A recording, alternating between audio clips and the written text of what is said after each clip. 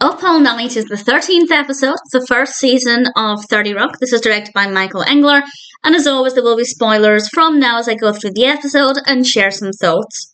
It's a good episode. There are definitely some moments that I really enjoyed. And we also have a bit of a mystery. And we'll talk about that in a moment. This actually takes place on Valentine's Day. And we have various little stories affecting different characters.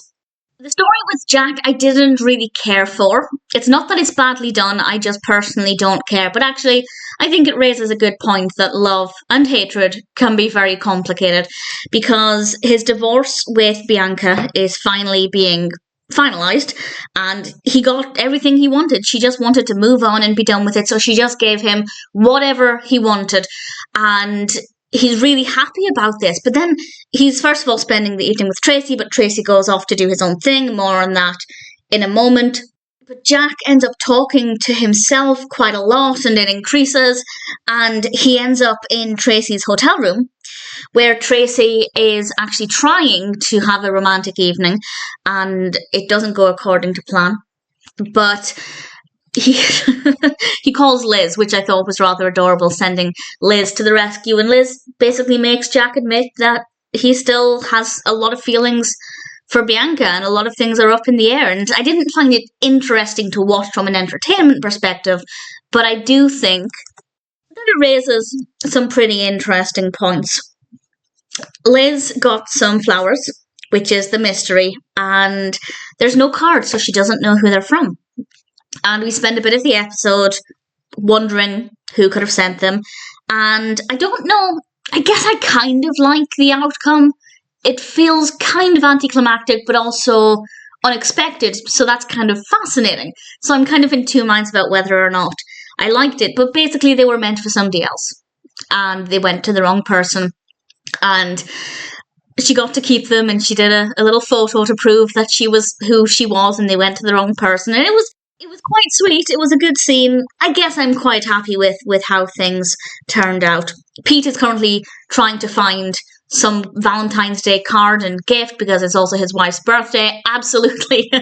Genuinely had a little chuckle when he's trying to get this huge bunch of balloons in the door, and they get wedged in the door, and then they all just kind of dispersed at once, and it was just beautifully executed. I really thoroughly enjoyed that. The guys are trying to get Kenneth with Cerie, because they're playing their own version of Kiss, Marry, Kill.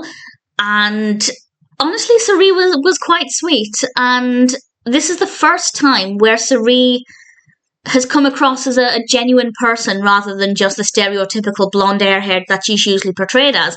And in this one, I genuinely saw a different side to her, which I quite liked. I've seen the show before. I never really cared for her as a character. And honestly, I don't know if that will happen this time round. It might, but this is definitely the first time where the character has, in my opinion, added something to the episode that I quite enjoyed.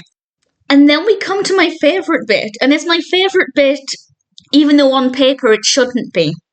Frank, because he kept trying to kill Jenna in their Kiss, Marry, Kill games, Jenna confronts him and asks him why he keeps doing this. And he told her it's because she's fake. And I think that that's such a great message. Obviously, somebody can make themselves look, in their eyes, better as much as they want.